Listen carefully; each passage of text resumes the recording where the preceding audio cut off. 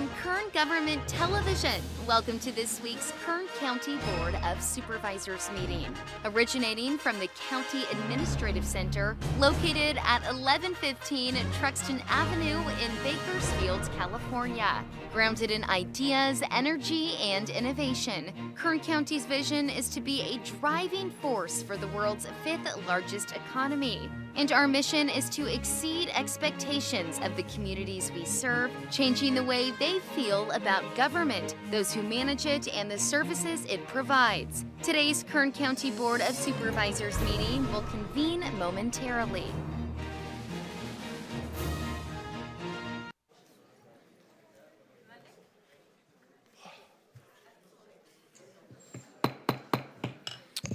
Thank you.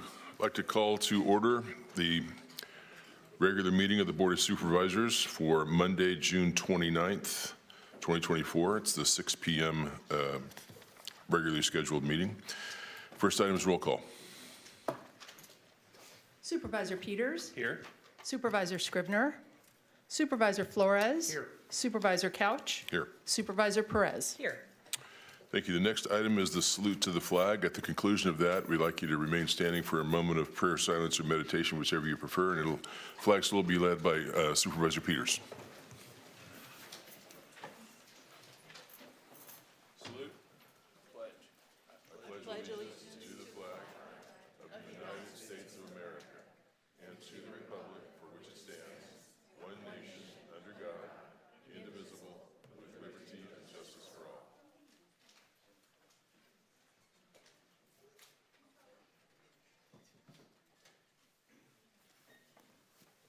Thank you. The next item is a report on actions taken in closed session from our meeting this afternoon at 3 p.m. Good evening, board members. As you know, this afternoon you did meet in closed session. However, there is no reportable action. All right, thank you. I'm going to take these items out of order tonight. The County Administrative Office, Ms. Elsa Martinez, is going to make a public presentation on the 2024-2025 recommended budget. That's item 3, and then we'll come back to items 1 and 2. This should take 10 minutes, 15 minutes or so, and then we'll open it up to public comments as well. So I'll turn it over to you.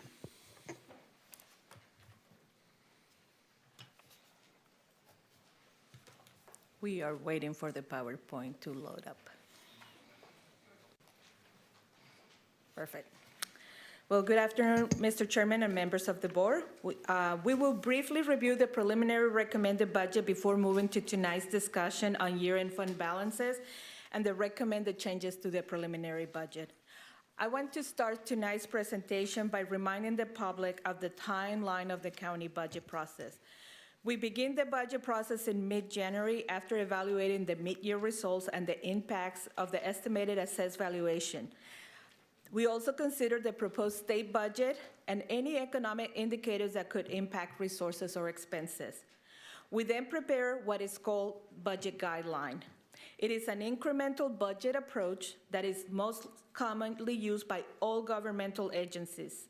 This approach typically maintains the status quo and allows your board and the public to see where increases and savings needs to be made. After your board approves the guideline in early March, departments prepare and submit to our office their requested budget allocations. After working with departments for several weeks, in June, we present the preliminary budget. On June 25th, we presented the preliminary budget. This budget has been available to the public in our county website. So tonight, we are here to provide your board with an update to the preliminary budget for the general fund and fire fund, including the closing fund balance, also known as carry forward from June 30, and the final property tax revenue estimates based on the assessor's final assessment roll. It is also an opportunity for the public to provide additional comments and to get direction of any budget revisions before budget is finalized for budget hearings on August 27. After tomorrow's presentation, we will rebalance the budget and make adjustment to the preliminary budget based on critical needs and your board's direction tonight. One goal is to align one-time resources such as fund balance to one-time costs and ongoing resources such as property tax to operational costs. So here in this slide is the county preliminary recommended budget that totals $3.9 billion, approximately $43.9 million less than fiscal year 23-24. Can I interrupt you for just 1 second? Is there anyone here that needs translation services? I needed to make that announcement. If there's anyone, for tonight's meeting, we have an interpreter providing translation for these proceedings for anyone in the board chambers desiring to hear the meeting in Spanish. Mr. Fernando Lopez. Fernando, there you are. Come on down, please. Come on down. You can provide this information to our Spanish-speaking audience. Buenas tardes, la Junta de Supervisores del Condado de Kern me han contactado a mí para interpretar esta reunión esta noche. Atrás en la mesa, por entrada o la salida, hay una mesa con una caja de audífonos. Si necesitan, vayan y recógenlos. Gracias. And you're also available to translate if people would like to speak at the podium as well, right? Y también, si quieren dirigirse a la Junta de Supervisores, cuando sea el tiempo, también lo puedo interpretar. Gracias. Thank you. Okay, sorry. No. So starting a little bit back, so this is our process that I just explained. We are here July 29 on the special evening meeting to receive public comment on the budget. So the county preliminary budget totals $3.9 billion, approximately $43.9 million less than last fiscal year. This decrease was anticipated as the result of reduction in federal and state funding from the American Rescue Plan Act, Proposition 172, Mental Health Services Act, and an anticipated decrease from my original estimate in February of property tax-related revenue. Other operating departments are also currently evaluating changes to the preliminary recommended budget. The Department of Human Services allocations were reduced to less than anticipated in the May revised state budget. Behavioral Health is planning for implementation of Prop 1 and SB 525 and SB 43. And Aging and Adult Services is reviewing funding sources to ensure that we have a balanced budget for fiscal year 24-25. In the general fund, I originally anticipated a decrease in the general fund of $4.4 million, reflected here, and is the spending down of prior year allocations of homelessness housing assistance grants, reduction in one-time allocations to the elections department, and state funding reductions for public health that now have been restored. So moving on to year-end balances.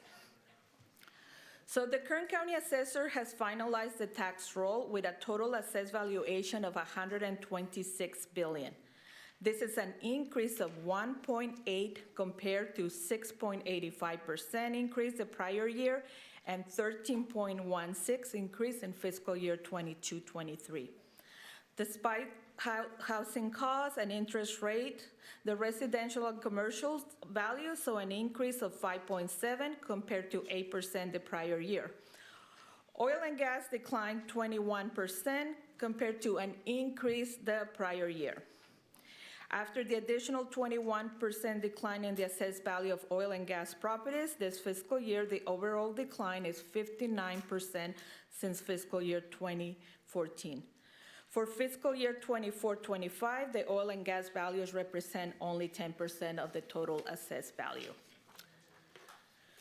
So these changes resulted in the overall increase of 1.8 for the entire county, and when compared to my initial estimate when I set up the guideline in January, this is only a difference of 0.7%.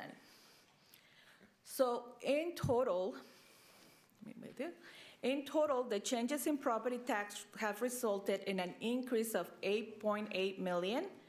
Once we add the additional estimated increase in federal payments in lieu of property tax, the overall changes in discretionary revenue is $9.4 million from the preliminary budget. The net carry forward was estimated at 33 million, and keep in mind, the auditor is still finalizing this number. Until the audit is completed in December, we won't have a final number, but right now, the net carry forward is 33 million. The carry forward is preliminary, the results of additional sales tax. This revenue will be added to the 33 million, so we have available 42.5 million in additional resources that tonight we will present allocations for. So I'm gonna go ahead and stop here in case your board has any specific questions. Don't see any. Okay. So here are recommendations for the 42.5 million. The first one is 2.7 million is recommended to backfill departments for the 2% COLA provided to employees July 13. The countywide cost of the COLA is approximately 22 million. The allocation would backfill departments that are unable to secure funding sources for the increased cost. The next item is 368,000 approximately is recommended for information technology services because until the county replaces the legacy payroll and finance systems, it is necessary to allocate additional resources to this division to continue to support our aging infrastructure. Next item is 2.5 million. On July 16 of this year, your board approved a successor memorandum of understanding with for the Kern County Probation Officers Association. The 2.5 million proposed allocation covers the estimated general fund cost portion of this agreement. So the next line is for the Sheriff's Office. Your board has supported the Sheriff's Office efforts to fill vacant positions to ensure public safety resources are available throughout the county. Included in these efforts are salary increases for detention personnel in order to reduce the amount of mandatory overtime and to staff the detention facilities primarily with detention officers, which allows more deputy sheriffs to move out of the jails and into patrol assignments. This will provide additional public safety services to our residents in unincorporated areas of the county. The proposed 3 million allocation maintains the same number of detention and deputy sheriff positions funded last fiscal year. And finally, the allocation of approximately 800,000 in the in-home supported services will cover the approximately half of the combined cost of the mandated 4% annual increase to the maintenance of effort required under state law, as well as the estimated local share of the recently approved cost of living adjustment for IHSS workers. The remaining costs will be covered with 1991 realignment. So that covers our ongoing costs paid by our additional property tax.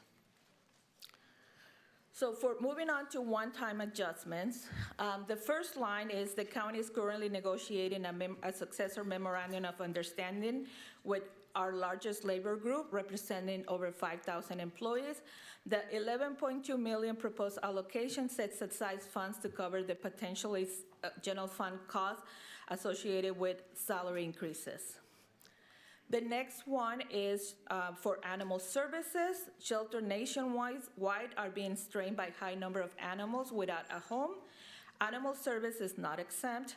The additional allocation of 80,000 will assist with providing spay and neuter services for the large number of animals the shelter receives. And I want to emphasize this allocation is for the shelter. Measure K is being provided to animal services to do services throughout the community unincorporated area, in addition to the normal $500,000 we allocate for the same services in other areas. So this is specifically for the shelter. An allocation of 20,000 is recommended for septic system education program. So regular septic system maintenance prevent costly repairs and replacing a malfunctioning system.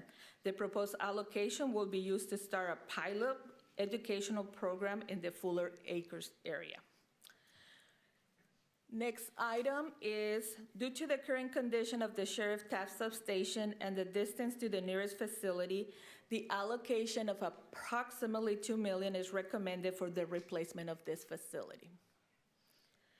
Is that at the exact same location? It is not. We're looking at a different location. Okay, good.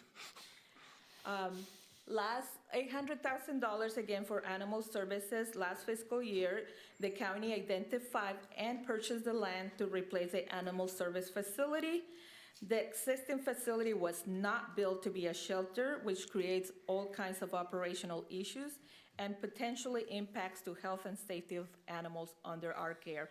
The $800,000 proposed allocation will provide the necessary funding to continue the design of the new facility, with the goal of beginning to build the facility as soon as financially possible.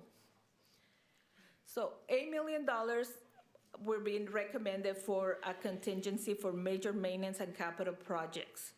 The General Services Division is currently managing over $277 million in projects, including the Regional Public Safety Communications System, many parks improvements, many road repairs, FEMA, all sorts of projects, some of which have very strict deadlines for completion. The contingency will be used to cover potential cost increases in existing projects or to fund projects identified throughout the fiscal year that are required to meet statutory, regulatory, or legal mandates, or that mitigate health and safety issues to the public or county employees. The next item, an additional $1.5 million is recommended to fund discretionary maintenance projects in each of the supervisor areas. That would be for 1.5 combined for all districts. Public safety vehicles, the recent nationwide supply chain has created a problem for public safety vehicles. Patrol vehicles purchases has been limited in the last 3 years, partly due to the difficulty in available supplies. This has created a greater need to replace the aging vehicles inventory at the Sheriff's Office. In the past, the county has financed patrol vehicles, but because of the current higher interest costs for financing, it is now more prudent to replace the vehicles through purchases instead of lease financing. An allocation of $5.5 million is recommended to assist with the needed vehicle replacement. And then finally, an allocation of $1 million is recommended to support the construction of the Open Door Network new facility shelter. This organization provides the only family shelter in the region. With aging facilities and the purchase of their existing facility by the High-Speed Rail Authority, the community is at risk of losing 230 existing beds at the time that homelessness crisis affecting our community is one of the most challenging issues facing both the county and the cities. I'm going to leave that last item on the increase of reserve of designation because I want to review those balances with your board. So the general fund ended the fiscal year with a total of $281.8 million in reserves and designation. The preliminary budget included an increase of $19 million to various designations, including $14.7 million to the Fiscal Stability Reserve for Measure K, $3.8 million for the Economic Opportunity Area designations, and $1 million for Blythe remediation. So the remaining $3 million of one-time resources is being recommended to set aside on the infrastructure replacement. In the coming fiscal years, the county will be required to replace its property tax system, address critical maintenance and infrastructure improvement needs at various facilities, as well as be able to invest in areas that increase economic development for the county. Investments in the infrastructure of those areas will be vital to development of additional economic opportunities as our legacy industries, as oil and gas and agriculture, are facing challenges. So moving on to the fire fund, the fire department preliminary recommended budget for fiscal year 24-25 totaled $208.7 million and included funding for 717 authorized positions and 75 temporary positions. The addition of 13 positions in the Emergency Services Division will be funded with Measure K to continue the safety in squads and medical units. Similar to the general fund, property tax revenue for the fire fund was revised and includes an increase of $2.8 million from the preliminary budget. This increase, coupled with $4.9 million in their net fund carry forward, totals $6.7 million in additional available resources that will be used by the department to fund capital expenditures, or, as most of you have seen, what we have of the fires that we're experiencing cover potentially over time. So the next steps, after incorporating these changes and any board direction, our office will finalize the 24-25 budget for hearings. So this concludes my prepared remarks, and at this time, it will be appropriate for your board to hear public comment. Okay, any questions from the board before we open that up? Okay, is anybody here that would like to make a comment on the presentation you just heard? Yes. Please come down to the podium. State your name and proceed. Anybody can go first. My name is Kern, and I have worked for the county for 18 years. I'm here on behalf of myself, SCIU represented employees, and as a bargaining team member from 2019 to the end of 2023 for the MOU of 2021-2024. I'm here in regard to the email sent out on 7/22/24 to all Kern County staff from interim CAO Elsa Martinez. 8.5% COLAs for all employees over 3 years. 8.5 divided by 3 is 2.83%. Now let's add the previous 12 years of no increases and divide that by 15, which is 0.57%. COLAs should be ongoing as minimum wage is now based on CPI per California law. The COLAs are below California's CPI. The salary adjustments are misleading. OSAs received a 33.5% increase to bring their starting pay to $15.05. Minimum wage was $15 at the time. Park rangers did have a 53.6 salary increase just to bring them closer to industry standards. Compaction issues are still rampant in classifications, with neither the county nor union working together to address them. American Rescue Plan monies paid for COLAs, salary increases, stipends, bonuses, and improvements across the county. You have the audacity to take credit for the American Rescue Plan monies that were earmarked for employees who worked during the pandemic. The technology and child care stipends helped workers to work from home who could not afford internet or upgrade their internet and pay for personal child care as all the schools and daycares were closed. The $3,000 bonus was also earmarked for all employees. However, the county ignored the guidelines of a sliding scale of higher bonus for low-wage workers and reducing as wages went up. We want to be equitable to all employees. However, you attached 2 MOUs that show how inequitable the county is to their employees. We are the backbone of the county. The backbone is weak due to wages, lack of training, and working conditions.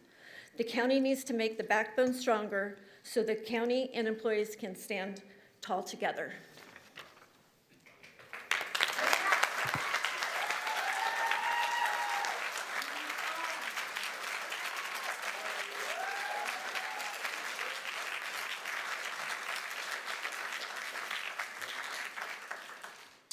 Okay. I'm going to, hang on one quick second if you wouldn't mind, Fernando. I'm going to ask that we not applaud each and every speaker because it's just going to extend the time. And then I'm going to, because every time you do that, then I'm going to come on and I'm going to say this, and it's just going to take up more time. And these people that are standing over here waiting to talk are going to have to wait longer. So thank you for that. Go ahead, Fernando. Yes, sir. Buenas tardes a los miembros de la mesa. Good afternoon, board members. Yo vengo con un asunto de la colonia mexicana. I'm here for an issue with the Mexican colony. Con su proyecto. Su nombre, señor. Mi nombre es Refugio Valencia My name is Refugio Valencia. y yo trabajo con la organización de Centro en Raza, Pobreza y el Medio Ambiente. I work for the organization called Race, Poverty, and Environment. Y el asunto que quiero platicar con los supervisores es acerca de, como dije, el proyecto. The issue I want to bring up to the supervisors has to do with the project. Tenemos un proyecto que lleva algunos años en proceso. We have a project that's been going on for a few years now, y después de que se completó un plano, and after the blueprint was completed, encontramos que el plano no contiene lo que estuvimos platicando en su proceso con la persona encargada. we found out that that blueprint did not contain the material we discussed with the person in charge of that project. Algunas de las cosas que faltan en el plano son, Some of the missing things in that blueprint include faltan sombras lack of shade, en las áreas donde están asignados para los ejercicios en el parque, where there's designated exercise stations in the park. proveer el equipo para usar en la área otros deportes, otras actividades, Provide equipment to use in the same area for other sports, other activities. porque estuvimos hablando acerca de que en el parque la cancha de básquetbol Okay, we were talking about the basketball court at the park. estuviera, digamos, preparada para otros deportes como tenis, voleibol It could be prepared into other sports like tennis, volleyball, y otros deportes. and other sports. Invitamos al condado a que se esfuerce en conseguir fondos para repavimentar también la avenida Burbank y hasta la Santa Fe. ¿También qué? Burbank, okay. Sí. And we also requested funds to fix the roads from Burbank Avenue all the way up to Santa Fe Avenue. También que contribuya con los fondos necesarios para las instalaciones de banquetas en la colonia según esa medida. And also to encourage you to install sidewalks in the colony according to what we spoke about. Ese es mi mensaje, Mr. Couch. That's my message for Mr. Couch. Aquí tengo unas peticiones firmadas por miembros de la comunidad de la colonia mexicana. I have some signed petitions here signed by the community of the Mexican colony. Ellos están hablando acerca de por qué no se ha avanzado ese proyecto. They have been talking about or asking, inquiring, how come that project has not advanced? Porque dicen necesitamos ya llegar con mensajes diferentes a la mesa de supervisores. They are suggesting we come with a different message to the Board of Supervisors. Gracias. Thank you. I could respond to the, could you, okay. We'll do it that way. I'm going to ask again that we not applaud each and every individual's.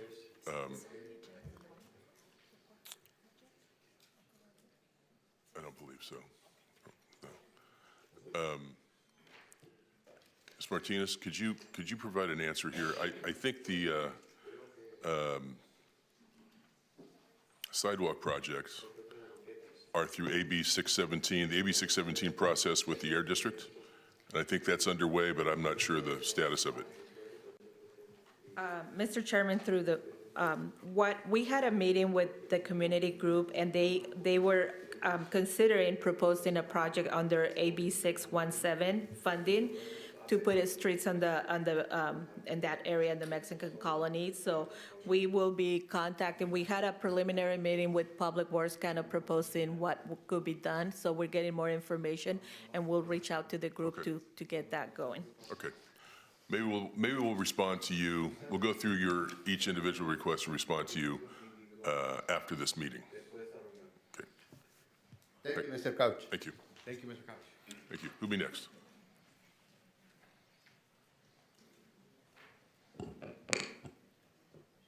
Good evening. My name is Cassandra Jessica Hernandez, and I have proudly served as a social service worker 2 for Kern County Department of Human Services, Child Protective Services. One crucial aspect of my role involves visiting clients' homes, whether that be if they have COVID or not. We are still required by law to go out and see the child and assess for child and family safety. One crucial aspect of my role, another crucial aspect of my role involves visiting clients' homes, particularly those with foster children to evaluate whether it is a safe environment or a non-safe environment for the children, or if they need to be relocated to Jameson Children's Center for better care. And when we do that, that's our last resort, our very, very last resort. If we can place a child with family, if there's family that are able and willing, basically any foster home that's able and willing, if we are able to do that, we will by all means do that. Unfortunately, due to the combination of low staffing levels and unmanageable caseloads, I find myself unable to conduct thorough assessments of the children's needs. This impedes my ability to make informed decisions on whether they should remain in foster care or be transferred to Jameson Center. This issue has persisted over years now, and it is essential for the well-being of our children and the community which we serve. And I'm speaking on behalf of the people. That we have adequate staffing levels and manageable caseloads to fulfill our duties correctly. I asked the board with my union, and together we can improve the working conditions, not just only with Kern County Department of Human Services, but basically all county services that we provide as a whole, not just Kern County Department of Human Services. I'm pretty sure that there are other agencies within the county that also have a high needs, meaning high needs as in they need more staff to provide services to clients. I asked the board with my union, and together we can improve the working conditions through a stronger union contract. It's what we deserve, and it's within all human rights. Thank you so much. Thank you. By the way, Yes, sir. no, I'm sorry, not for you. I didn't Oh. intend that for you. I'm speaking down here. Sorry. No problem. We typically keep everyone to 2 minutes, but that's during public statements. This is not during public statements, so are we still doing it? Do you still want to adhere to a 2 minute? Or can people go for as long as they want? Mr. Chairman, that is strictly up to you. Okay. During this time, we're not going to have a 2 minute time frame, but during public statements, we're going to adhere to the 2 minute time frame. Thank you for your comments. I have a question. So with that being said, am I allowed to speak more than 2 minutes or no? Because I can go on and on. You Like, spoke, this is, by the way, you spoke Yes. for 3 minutes, which is why I'm asking. Okay. Out of the respect for all people here, I will definitely give everybody the benefit of the doubt to speak. But that's just only one concern I have. But thank you so much. Now we're at about 3.5 minutes. Well, thank you so much. Okay. Hello, my name is Kana Felice. I'm a Human Services Technician at the Department of Human Services and also a member of SEIU 521. My job is to help low-income families. The more stable our families are, the more stable Kern County is. If our families can't feed themselves and they can't have houses, we're gonna have a worse problem than what we already have. Our homeless population is completely out of control. And without us as workers here serving these clients, the problem's going to be worse. It's crucial for the Department of Human Services to keep employees.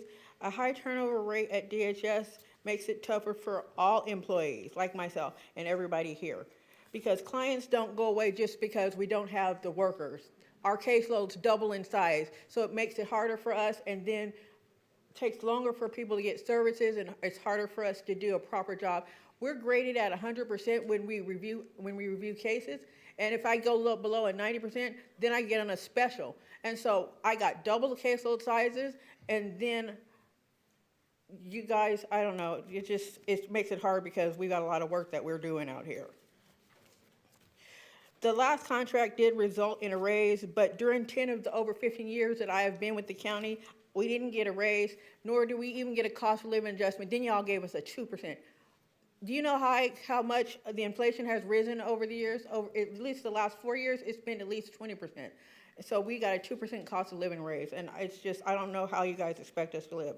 Clearly, myself and all of my coworkers are here because we have a passion for what we do, or else we would have left a long time ago because we like what we do. We enjoy serving the public. That's what we do. So for the wages that we get, we would have left if we would have left. And did you know that there are employees that are considered low income enough to be eligible to receive welfare benefits? These are county employees, and they are eligible for welfare benefits. That should never, ever happen. As members of this board, you should lead by example and pay county employees fair wages. I ask that this board deal with my union and give us a fair contract, at least consider a fair contract, because what you're offering is just not fair at all. Thank you for your time.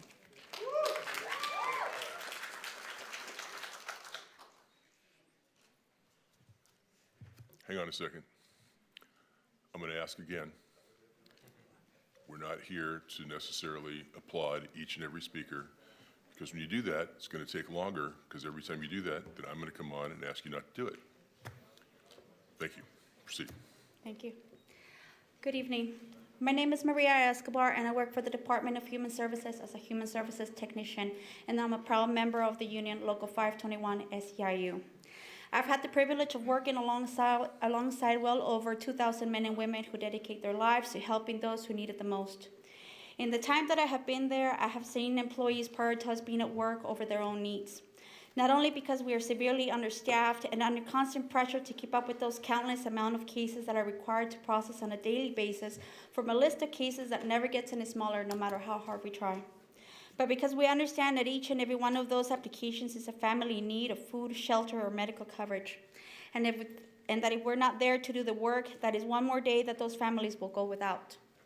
Each and every one of us understands the responsibility that this entails, but more than that, you should understand what that job entails and why the decisions that you make affect not only each and every county employee standing here, but every single family in the county that in one way or another needs us to show up to work every single day.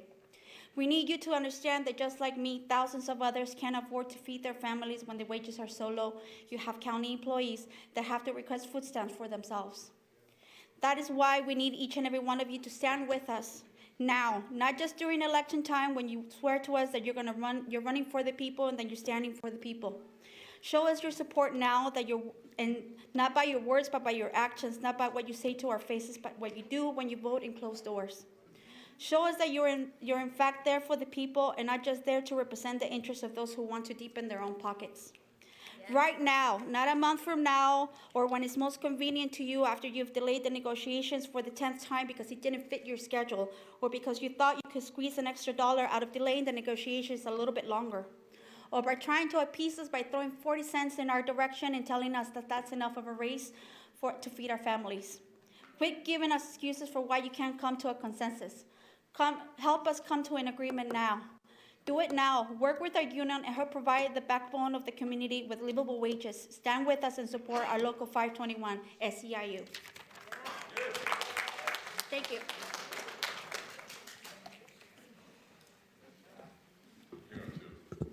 So, I'm going to repeat myself. We're not here to applaud each and every speaker. It's going to take longer that way, but maybe that's the intent. Good evening. Okay. Thank you, everybody. As Supervisor Couch mentioned, my name is Timoteo Prado. I'm from Comité Progreso of Lamont. I'm a resident of Lamont. I'm here to advocate for 3 major roads in our community that we've advocated for the past 5 years. The first one is Hall Road on the west side. We've asked for sidewalks to be built on the north side of Hall Road, allowing children to walk to school since this is a road that leads to 2 schools. The second road would be Harold and Weepatch. This road needs sidewalks and would be converted into a one-way road going to Ralph Street. The other one is Middleton. Middleton is different. What is occurring to this road is basically it has a sump, so water, when it rains, it builds up in the middle, allowing the road to be unusable both by vehicles and pedestrians. We're asking the similar methods that were used on the roads behind Murder Avenue to be used on this road to elevate the road on the sides and allow a dip to go in the middle to push water out to the fields that are on the west side of the road. These are some of the requests our residents have advocated. As you know, we've come in the past to advocate for many of the roads in our community and have had some success because of Supervisor Couch. And we're just here to remind you that while some of our roads have been fixed, we still have a list of others that we wish fixed. Thank you so much.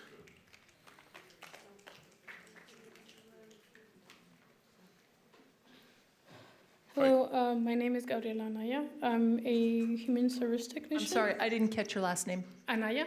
Thank you. I've been a county employee for 8 years, and I'm a member of SEIU 521. I want to speak about the lack of attention to the need of higher wages and a fair contract. Because of the uncompetitive wages and high caseloads, I'm seeing that we lose workers and other employers to other employers. We need to keep our loyal workers from walking away from a moral, rewarding job. If the unfair and ridiculous offers continue, the county and community will feel a big impact. As the Board of Supervisors, you need to be aware that there is a collateral damage to the clients of the community. My job is to help families to get services to feed their families and get medical attention. I don't think you are aware that families have to wait or have been waiting and continue to wait up to 5 months to get approved for these services and other programs. And we need to keep our loyal workers here with us. If the unfair and ridiculous offers continue, the community will feel a big impact. And I demand this board to work with my union to arrive at a fair agreement that will address our staffing crisis. Thank you. Thank you.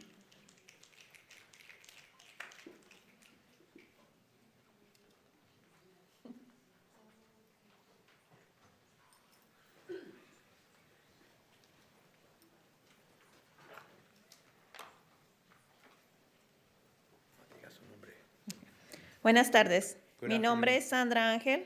My name is Sandra Ángel. Vengo de la comunidad de Arvin. I'm here from the community of Arvin.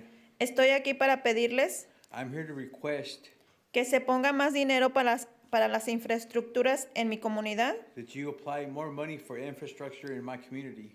Tenemos la calle Edison, We have Edison Street que es muy peligrosa en tiempo de lluvia or Edison Road. It's very dangerous when it rains. para todas las personas que salen temprano a trabajar en el For campo. everyone who goes to work early in the morning in the fields. Ya tenemos varios años que estamos pidiendo que se arregle. We've been requesting for many years now that road be fixed. Y esto es parte de lo que ya se les entregó en la lista de necesidades que se les entregó a ustedes. Included in the list of needs that was given to you. Por favor, pongan más dinero en este proyecto Apply more money to this project para el beneficio de nuestra comunidad. for the benefit of our community. Gracias. Thank you. Thank you.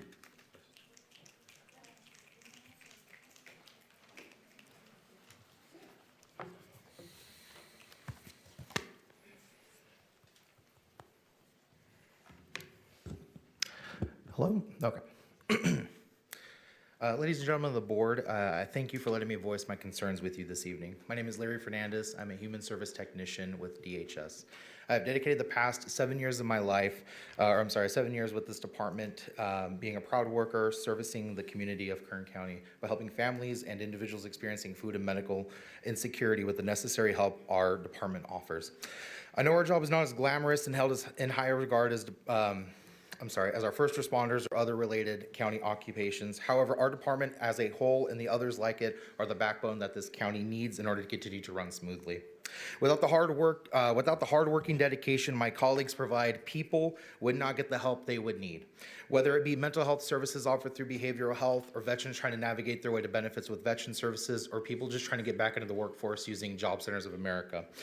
We all offer necessary life-altering services that people depend on. Yet time and time again, we are tossed aside and put on the back burner and deemed not as important as the other departments. It was just a few years ago when all county departments were deemed essential and necessary to navigate the curveball COVID threw our way. All departments felt the pressure to do everything in their powers to keep the ship afloat, and the citizens of this county served with all services we offered. Yet, as we put the pandemic behind us, we can clearly see who you deemed essential with praise. It's deeply disheartening to learn that during negotiation talks, you can sit there justifying a 20% increase to your pay while throwing a 3% our way. You expect us to keep the county safe, healthy, and thriving, and you should do your part to maintain that for your workers as well. I stand here before you tonight to ask that you do your part in properly acknowledging the hard work my colleagues and I do by providing a fair, livable compensation that would stop many of us from living paycheck to paycheck, instead of giving us your hollow best wishes and condolences. I am here to tell you tonight that until we have an actual fair deal that provides us with meaningful changes, instead of the constant slaps on the face we have been repeatedly served with, we will not stop organizing, we will not stop protesting, and we will not stop fighting. Thank you.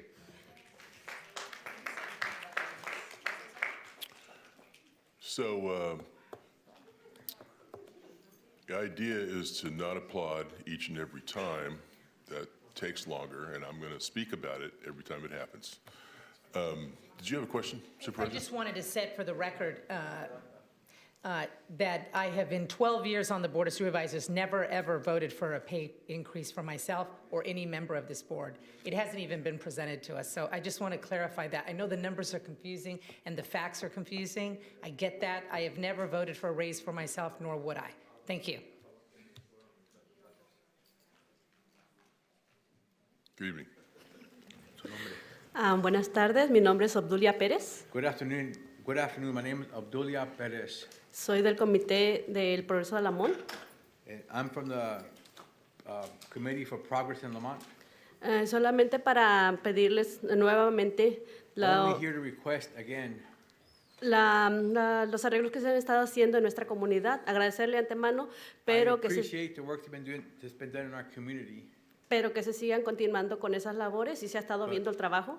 Continue with that labor. We can see the work being done. Pero necesitamos más áreas como la que anunció nuestro compañero, como en Weed Patch. We need more areas worked on, like my companion said, like in Weed Patch. Y pedir nuevamente que nos sigan teniendo en el presupuesto para mejoras de nuestra comunidad. And again, I request that you keep us in your budget to keep improving our community. Muchas gracias. Thank you very much. Thank you.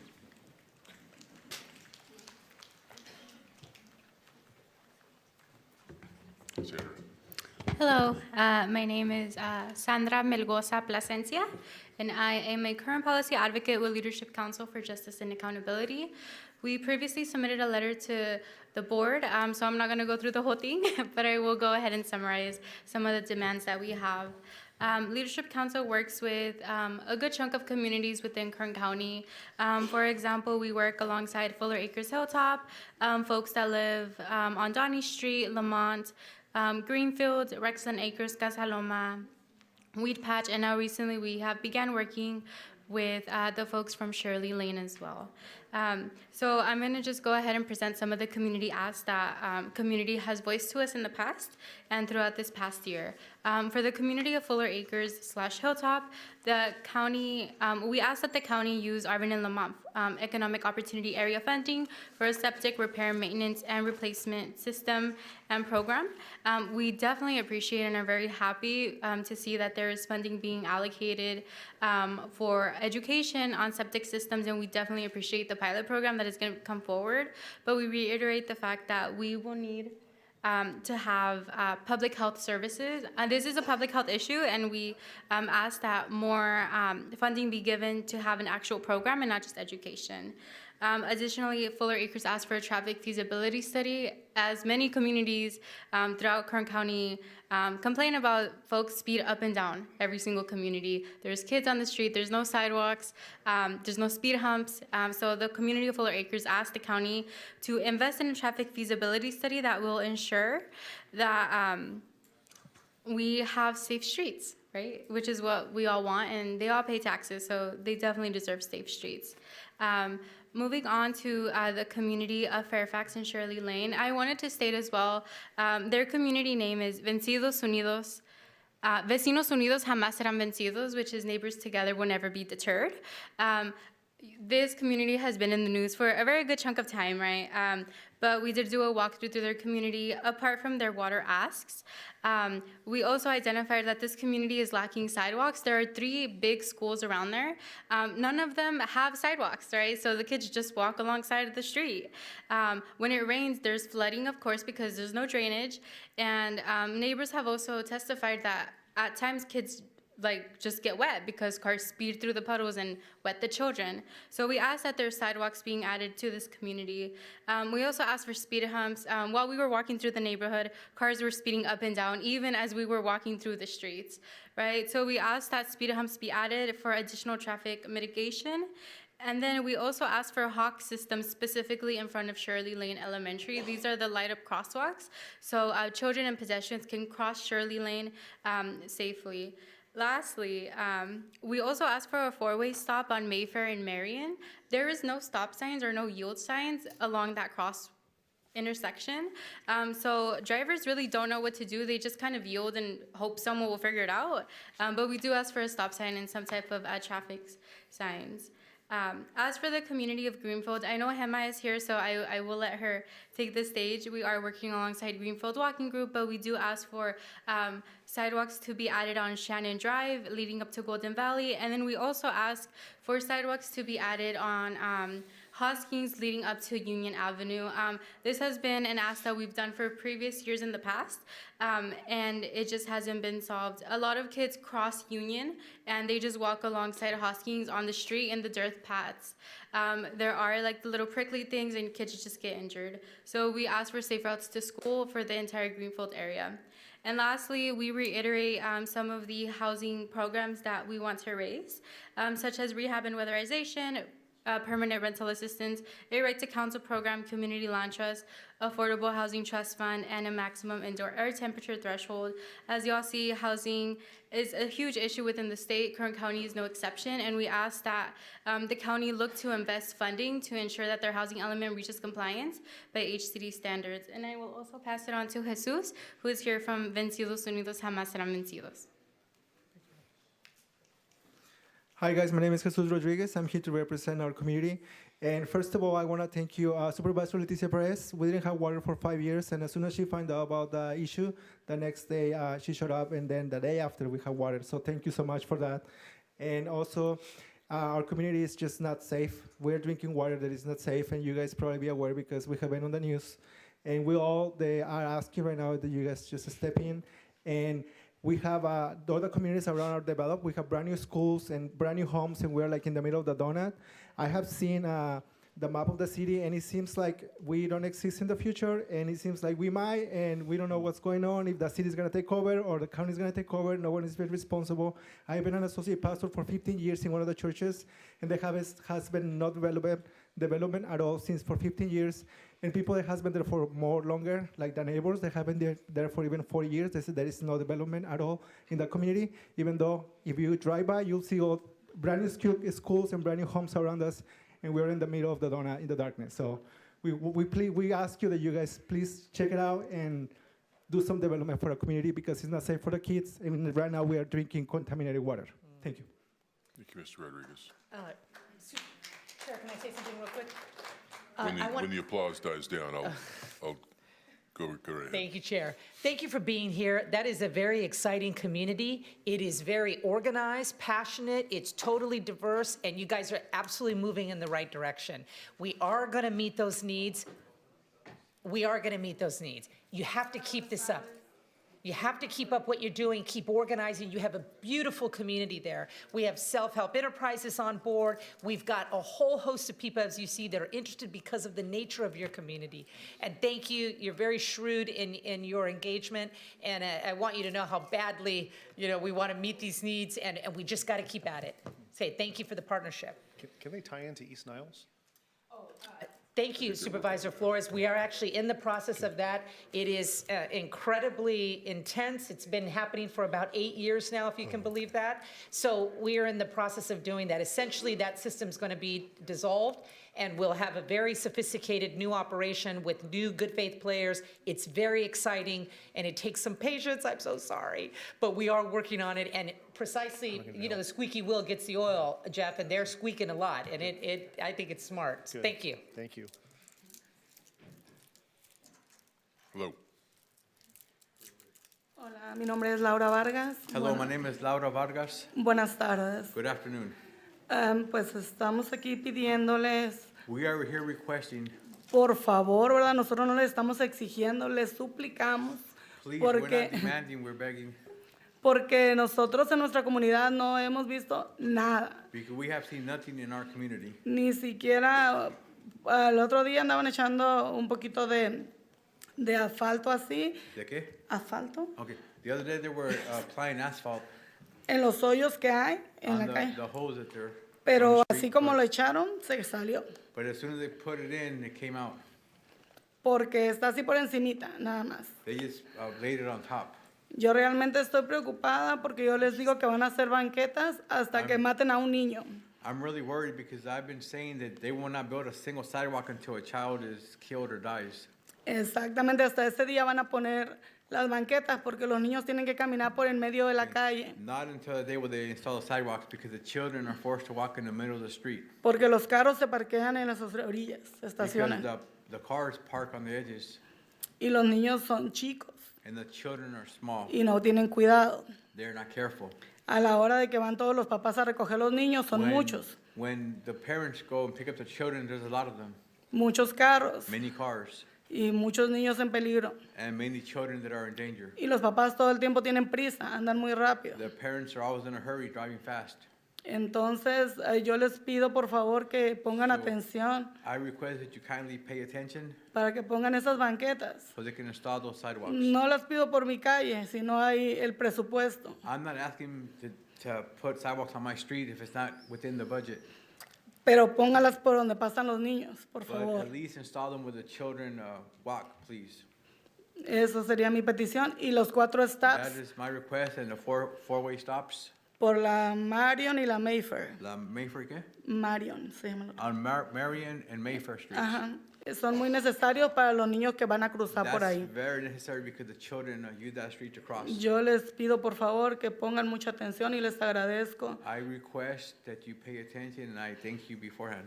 porque sé que van a poner atención. Because I Gracias. know you will listen to us. Thank you. Tell me again, Marion Street and what Marion, else? ¿Y qué otra calle? Mayfair. Mayfair. Mayfair, thank you. Gracias. Thank you.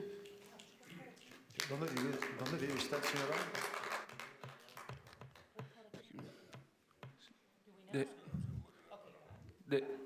¿De qué comunidad eres? Mi comunidad está tan olvidada que ni siquiera tiene nombre. My community is so forgotten, it doesn't even have a name. Arbor Lamont. Está enseguida de la Shirley Lane. It's right next to Shirley Lane. It's in Mayfair.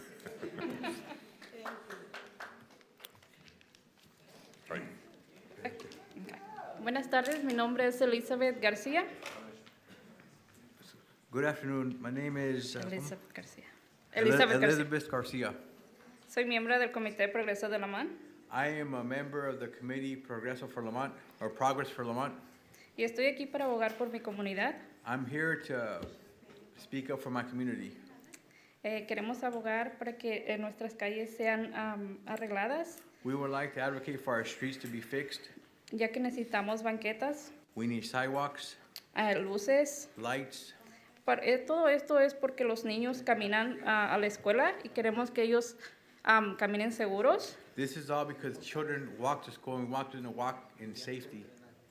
Y no queremos que tengan ningún peligro. We don't want them to be in any danger. Por favor, les pedimos que nos pongan más infraestructura en nuestra We comunidad. kindly request that you install more infrastructure in our community. Y, es todo. And Thank that's you. all. Thank you. Thank you. Gracias.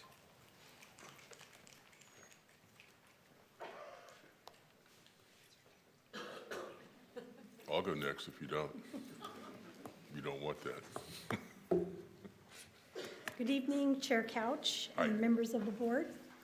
My name is Tina Croxton. I am an RN for Kern Behavioral Health and a proud member of SEIU Nurse Alliance. I want to provide one example of how people in our community have been affected by Kern County's inability to retain adequate number of professionals that is required to care for them. Our most vulnerable clients come to us from hospitals or from jail because the severity of their symptoms resulted in dangerous behavior. Psychiatrists there sometimes have to prescribe stronger medications that can match that level of symptom severity, so our patients can be safe outside of those places, safe for themselves and safe for all of you. Patients require close, frequent monitoring on these medications to avoid specific side effects. In behavioral health, we know that these folks are at high risk of readmission or suicide within the first 30 days of discharge. Getting them connected with an outpatient team quickly is paramount. It is not always happening that way. When there's a gap in treatment, a client may run out of medication. Severe symptoms can return. They can become a tragic statistic. At BHRS, we will always do our best. We love what we do, and we're good at it. But because there's not enough professional staff due to poor staff retention, hiring freezes, we don't have enough therapists, case managers, psychiatrists, or nurses to always meet the demand of client needs in a timely manner. I always advocate for my patients. Please work with my union to improve these conditions so we can always take timely care of Kern County's clients. Thank you. Thank you, Ms. Croxton. Who's next? Hi, my name is Melissa Stark. Hi. I'm from the Kern County District Attorney's Office. I'm sorry, I didn't get your name. Stark, S-T-A-R-K. First name Melissa? Yeah. Thank you. I have worked at the Kern County District Attorney's Office for approximately 6 years, counting 10. During that time, I have worked as a legal processing technician, a legal secretary, and I'm currently a paralegal. Obviously, I'm here to talk about the MOU. It recently came to my attention that the people at the city who hold my job or equivalent jobs make $6 more per hour. So that means if I go to the city, $6 increase right away. In case you just think I'm a paper pusher, want to make sure you understand what we do at the District Attorney's Office. We see the worst of the worst in Kern County. We read, see, and hear what officers and dispatchers are doing every single day. We transcribe instances of child pornography, murder, shootings, stabbings, sexual assault, domestic violence, and child abuse. If we make a mistake, there's a chance that a murderer, rapist, or some other individual will be set free. We deal with strict deadlines and strict guidelines. We have to work with the courts, law enforcement, defense counsel, and the public to provide truth and justice to this community. We are supposed to be an essential department, which means we don't close. So no holidays, no vacations, no COVID, we have to be in the office. Due to the confidential nature of what we do, we cannot offer or accept work from home opportunities the same way that the other departments can. We also do not receive confidentiality pay. During the last contract negotiations, legal secretaries, senior legal secretaries, and paralegals only received the base COLA, leaving those jobs behind other support staff positions in the community. I'm asking you to treat us like we are essential and pay us equal to what the city workers are getting instead of making us beg you for a raise. Thank you. Thank you, Ms. Stark. Now, you can't go yet. You know why? Why? Because I have to tell them that we're not supposed to applaud each and every commenter, otherwise it's going to take longer than it needs to take. Now you can go. Okay. Good evening. My name is Emily Sotelo, S-O-T-E-L-O. The inflation rate in California is at a staggering 20%. As of July 27th, 2024, the average rent in Bakersfield, according to Zillow, is $1,950. The average household utility bill is approximately $300 a month, according to the 2023 DOXO Insight Report. And the average grocery bill amounts to between $250 to $400 for a single person, and obviously exponential according to family size. These numbers do not take into account gas, insurance, car payments, etc. If 30% of one's income is to be allocated to housing costs, a single person would have to bring home over $6,000 a month. According to a 23 ABC article dated July 11th, 2023, Eric Arias, a city council representative for Ward 1 and vice president of the United Way Kern County, was quoted saying, "It's going to take a family of 4, 2 parents, 2 children. It's going to take us $74,000 just to make ends meet." A more recent article out of KTLA, dated March 20th, 2024, quoted a study from Smart Asset, which determined that a person must make $89,190 to get by comfortably in Bakersfield. As a 16-year Kern County employee, currently classified as a senior legal secretary, who not only has to run a desk, but also supervises 8 people in 2 different units with a maximum earning of $4,832.02 a month, currently, my wage does not support basic needs. I have adapted to being creative, thrifting, and pinching pennies, but it hurts to have to tell my children no, or to decide what bill gets paid this month. Many of us hold multiple jobs, live off of credit cards, or live with family to support a basic living because renting an apartment or purchasing a home is impossible. Speaking for myself, I remain at my current employment, not for the pay, but the commitment and passion. I truly love what I do and believe in my department's mission to fairly and vigorously represent the people of the state of California in the administrative justice in Kern County. We often talk about, public safety. We could have tons of officers arresting all of the criminals. Without the people at the district attorney's office, we cannot continue the job to prosecute the people that need to be prosecuted. Members of the board and the CAO's office make well over $100,000 a year, according to Transparent California. And it is disheartening that you feel a 0 or 2% raise is adequate for those of us that work the front lines and do the grunt work to keep our community functioning. Thank you. Can you give us your name again? Emily Sotelo. Emily, what was the last name? Sotelo, S-O-T-E-L-O. Thank you. Thank you.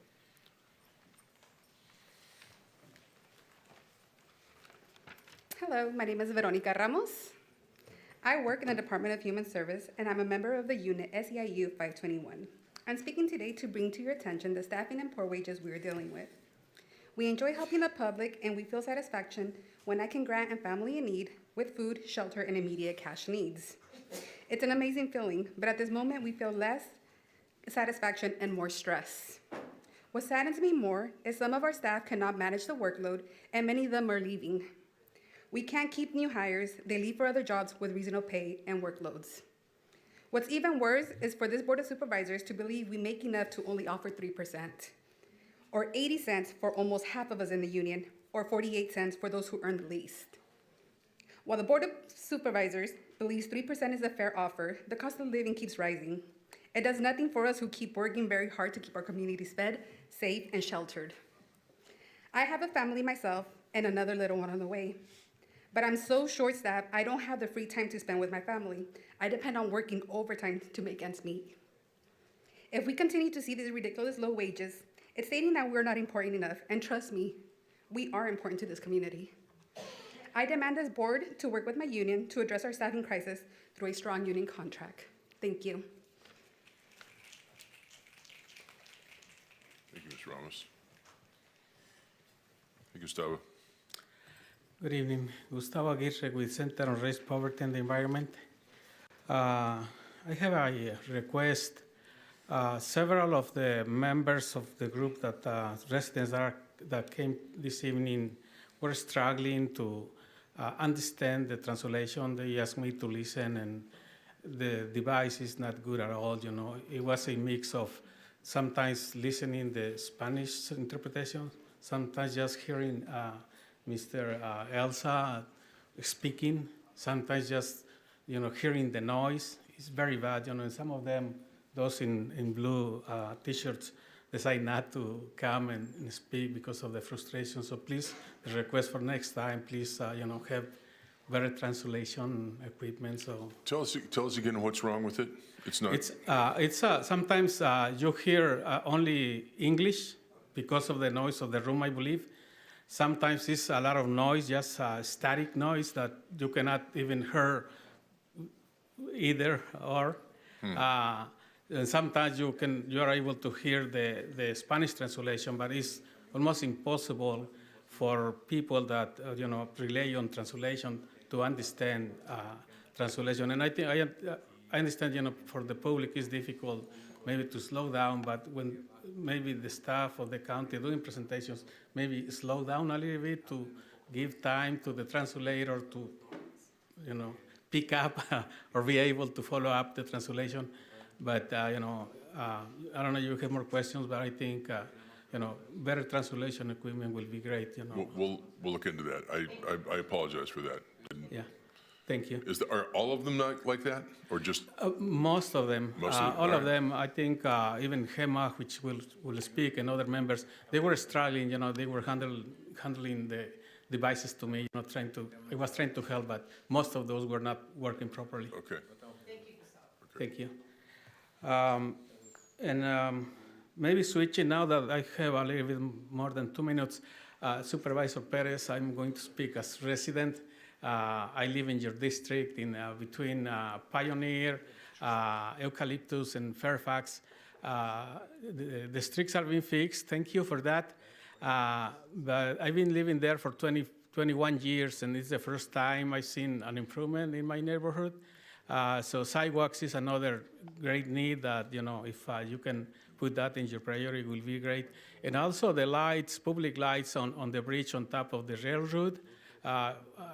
There are like 8 or 10 poles supposed to have lights, but maybe only a couple of them are working. So if you can, ask the staff to go and try to fix those. Chair, may I speak for a moment? Thank you. Can you send the office an email about the specifics of that? Sure. And we'll get on it right away, Gustavo. Okay, thank you. Thank you. And now a 20-page letter, which I'm not going to read. We already presented to the supervisor, and my colleague, Diana Mireles, also did in prior meetings. So we are just bringing another copy. Just want to mention the communities that listed some of their priorities, the neighborhood in San Jose, Laurel Avenue, the La Colonia, and La Colonia Supervisor. There is one sidewalk project that's already secured the funding from 617. But the last time we met with you, we mentioned that there is potential to secure more funding. So that's another option, but also, we want you to consider, what can the county do, That's an option, but the other one is allocating more funding or maybe looking for grants, which in the past has been a great success, working with communities. And also, they already mentioned members from Lamont and Arvin. So the list is here, just a copy. Thank you so much. Thank you, Gustavo. Yes, Fernando. Yeah, apparently some of the devices were on a different channel, and the people got here like when the meeting started, so I was trying to go back and forth, interpret, and stop what I was doing and change the channel, but we got it taken care of. But if you get it on the right channel, it works. Yeah. Huh. Yes. Okay. Thank you.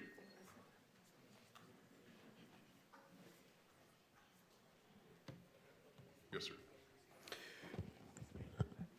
Danny Rodella, community organizer, Faith in the Valley.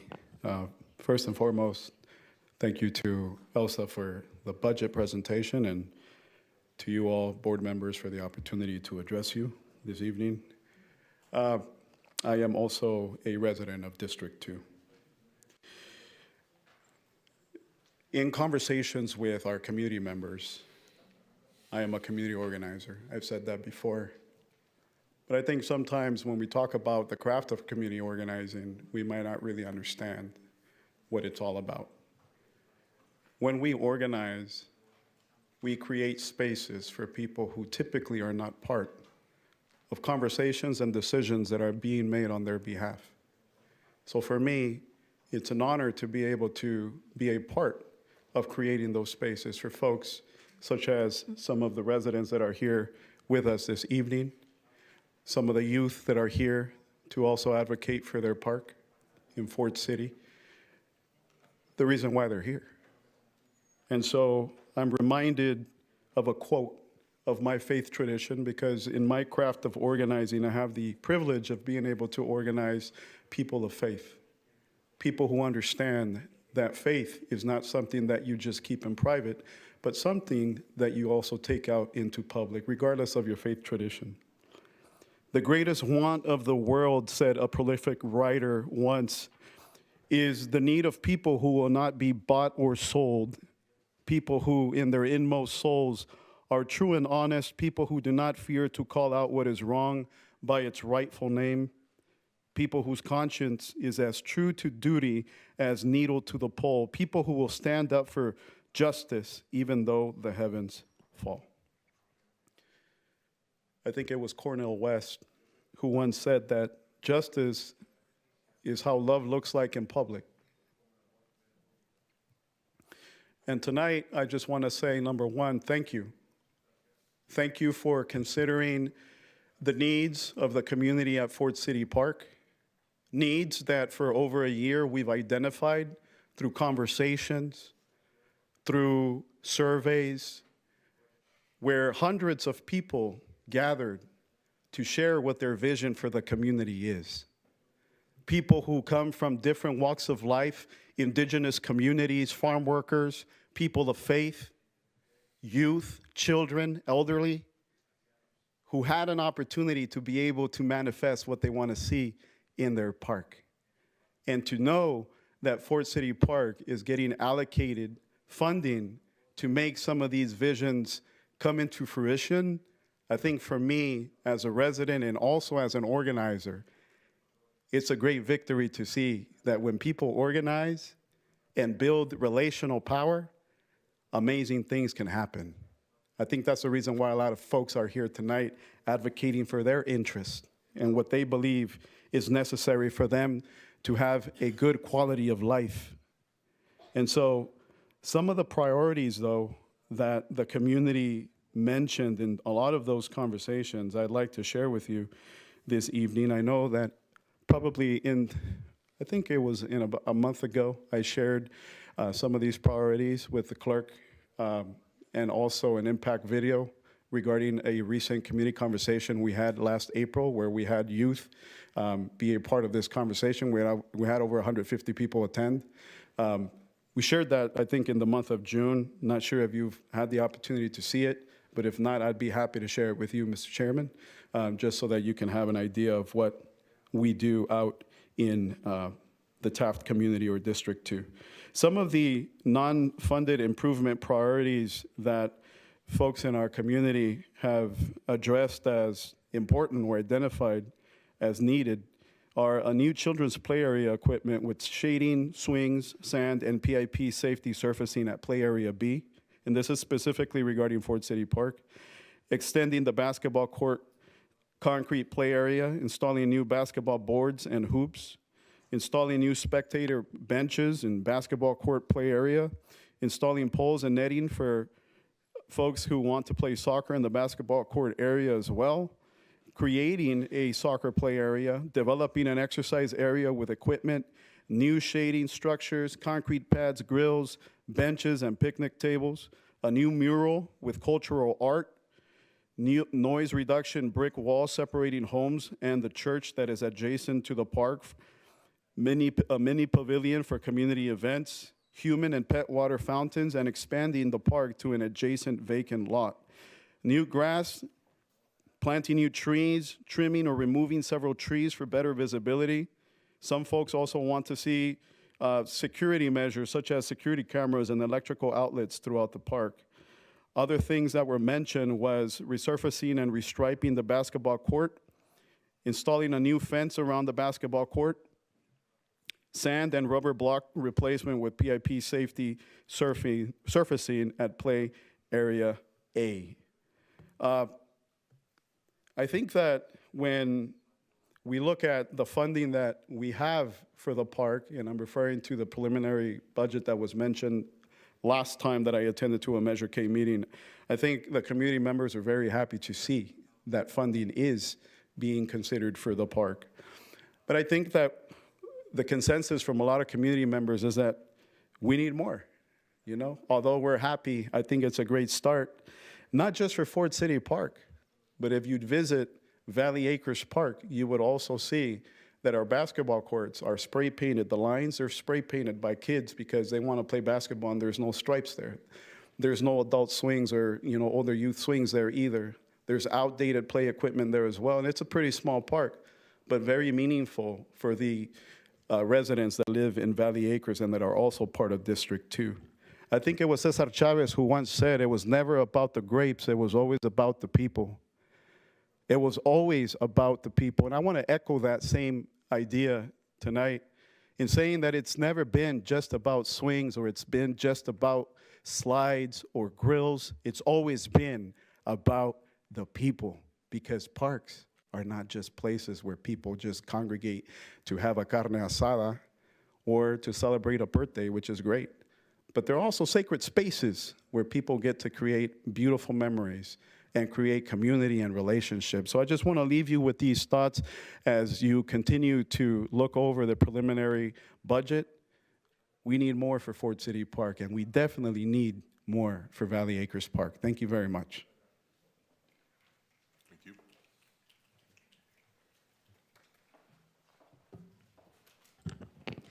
Abigail Rodella, District 2. Good afternoon, Board of Supervisors. My name is Abigail Rodella, a volunteer youth community organizer with Faith in the Valley. In the words of Cornel West, too many young people have addiction to superficial things and not enough conviction for substantial things like justice, truth, and love. Today, we are here to demonstrate that our community is filled with young people who are deeply committed to justice, truth, and love. They embody these values and represent real people and their everyday experiences.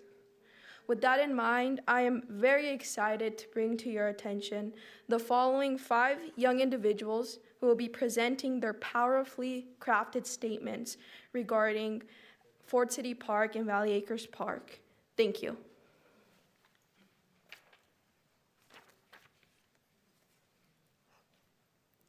Good evening. I'm Jenner Levy Hernandez from District 2. We firmly believe that parks play an important role in our communities. They serve as a place for socializing and creating memories, and provide kids with opportunity to enjoy the natural environment, since they may have a small backyard or no backyard space available. Thank you. Hello, I'm Julia Hernandez from District 2. I'm here with Faith in the Valley. Parks are clean, safe, and open to people of all ages. They offer a sanctuary for many individuals who seek solitude and provide a haven for animals to thrive. People in the area don't really have any other parks close nearby, and they would love to have that park refurbished because it's quite dangerous because of the fact that everything's outdated. But yeah, I'm a kid. I still enjoy and love going to the park. So I would love to have another park open in the area that I live to have fun with friends and meet other kids there. Thank you.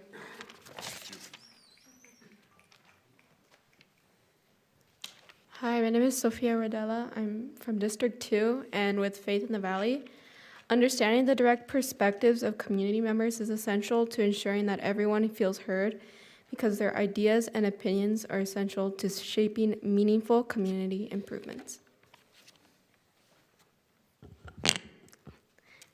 Elizabeth Lopez, District 2. It is important to listen to the community needs, interests, and concerns to avoid feelings of frustration and neglect. Every individual in the community has a stake in its future and deserves to be heard. Emilia Rodella, District 2. Board of Supervisors, we urge you to act on our community's call for additional funds to be allocated for the non-funded improvement priorities for Ford City Park in this upcoming fiscal year. Thank you.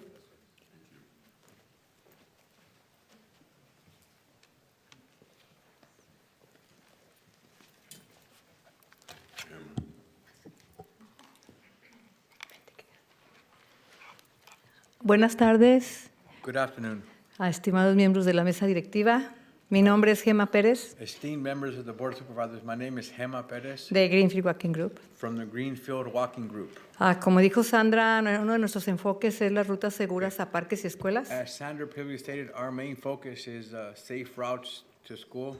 Y hoy queremos abogar por 3 islas del condado que están en el área de Greenfield. I would like to advocate for 3 islands in the county that are near Greenfield. Una es el área de Andrea, como le llamamos nosotros. One is the Andrea area, as we call it. Está entre Monitor, White Lane y Pacheco. It's between White Lane, Monitor, and Pacheco, El área de Redland. in the Rexland area. Y el área que está por Shannon, And there's an area near Shannon, Hudson, Hudson, McKee McKee, y Greenfield Park and Street. Greenfield Park Street. Estas 3 áreas, These 3 areas, además de no tener en parte banquetas, aside from not having sidewalks, tienen un problema muy grande que tienen fosas sépticas. they have another big problem. They have septic tanks. Esto hace un problema muy grande Causes a big problem. que dañan no nada más la salud de ellos, sino el medio ambiente. Not only damages their health, but also the environment. Y es con personas que estamos conviviendo todo el tiempo y estamos escuchando cómo esto es un gran problema. These are people we spend a lot of time with all the time, and we're constantly hearing what a big problem this is. Hace unos años estuvimos trabajando para las fosas sépticas, ¿se acuerda? A few years Professor? ago, do you recall we were working for the septic tanks Y project? después volvimos a juntar firmas y a trabajar con una organización de Fresno. After that, we started collecting signatures and collecting for an organization in Fresno, Pero no, pues no ha cambiado nada. but nothing has changed. Pero el área que está para mí más afectada y tiene más necesidad, But to me, the area of most need that has been affected the most is las casas que están por McKee, the houses that are Shannon, on McKee, Shannon, Hudson, todas esas Hudson. áreas tienen trailers, All that area has trailers, pero es muy deplorable como están las calles but the y streets are deplorable. con el agua también de que llueve y de las fosas sépticas. So you get the septic tank water and then the rainwater, Y les pedimos si se pudieran destinar fondos para and we kindly request if you could please provide quizá funds. una por una área. Sabemos que Sí, hay muchas necesidades. Perhaps we can go area by area because we know there's a lot of needs. Estamos conscientes, pero que pongan atención en esas áreas, Are por favor. aware, but just be conscious of those areas. Gracias. Thank you. Gracias, thank you.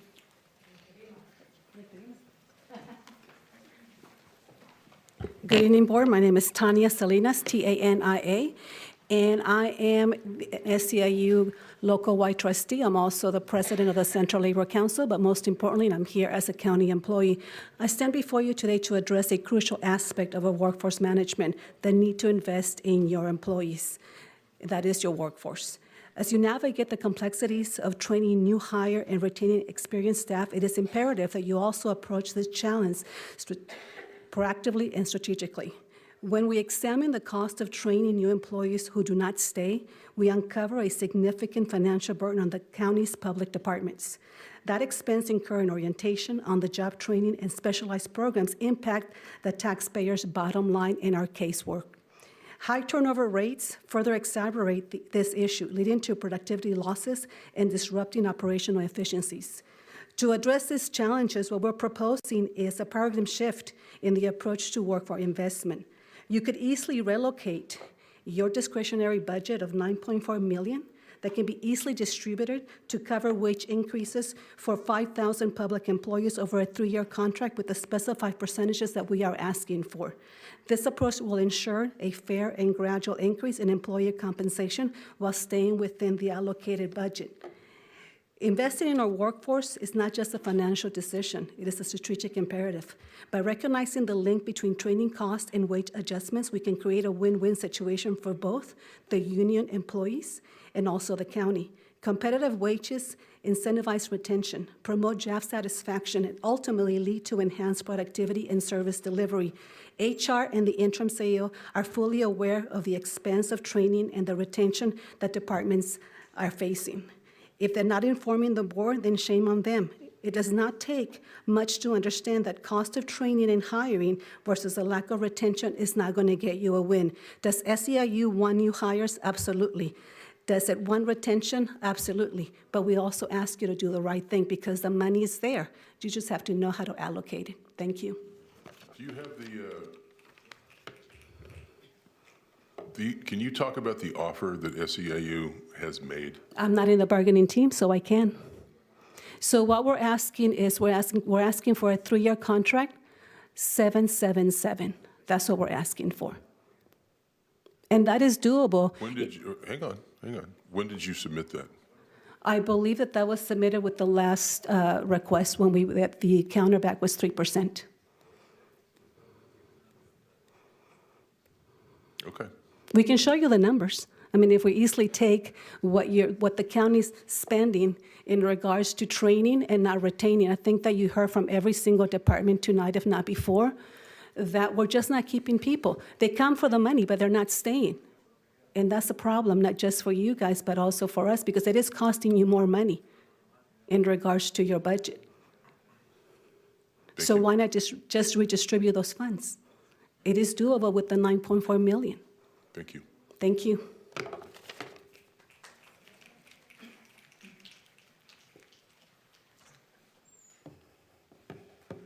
All right. My name is Kelly Carden from District 2.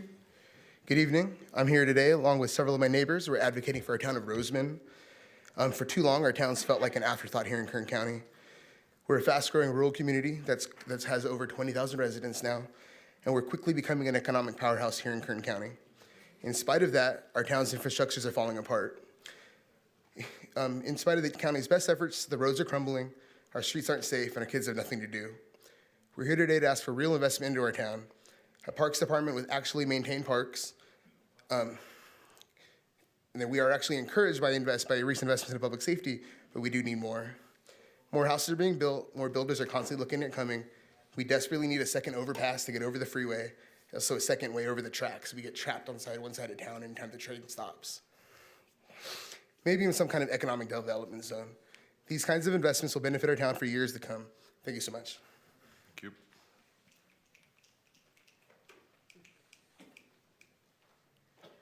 Good evening. My name is Socorro Valandria. And Ms. Perez, I'm going to answer a question that you asked earlier. We're not here just to ask for money for ourselves, but we're family. We work together every day and we stay as late as we can just to make our ends meet at home. So after paying our electricity bills and rent and everything from our paycheck and the beautiful 48 cents that we just got, I was left with $60. That was it. I needed to budget $60 for my family. And yes, now I'm humbled because I have to go to these places like the Dollar General. I look at ads now to see what I can afford and what I can't afford. I don't know what bill, the electricity bill is crazy. Now I have to see, well, can I afford my car? Can I afford my electricity? In the last 3 years alone, in 2021, the average rate of inflation was 4.7. In 2022, it was 8%, and in 2023, it was 4.1. So in the last 3 years, inflation has rose 16.8%. We've gotten 3% increase, and that still leaves us 8.3 in the hole. We're having to tell our children no. We're having to go to Salvation Army to get backpacks and things like that. And we work for the county. We're having to budget everything, and it's just a shame. So this is my family, and I got their 6, and I know that they got mine. So I'm here today to speak and advocate for them, as well as myself. Thank you so much for allowing me this time. Thank you. Chairman Couch and the board, I thank you for letting us come and speak. My name is Joel McKay, M-A-C-K-A-Y. I'm the current chairman of the RMAC Town Council in Roseman, here to advocate. I grew up out there. I lived there over 50 years. I call the East Desert my home. My goal or dream is to see a government office where we can house public works, health investigators, code compliance out in the East Kern, from Tehachapi, Mojave, Roseman. We probably have some of the best workers in the county or in the state working for us. But when we call code compliance, they come out from Bakersfield. It's an hour-and-a-half drive each way. There's 3 hours there. They eat lunch. That could be a half hour to an hour. They get their breaks. So we're getting less than 4 hours of service out there.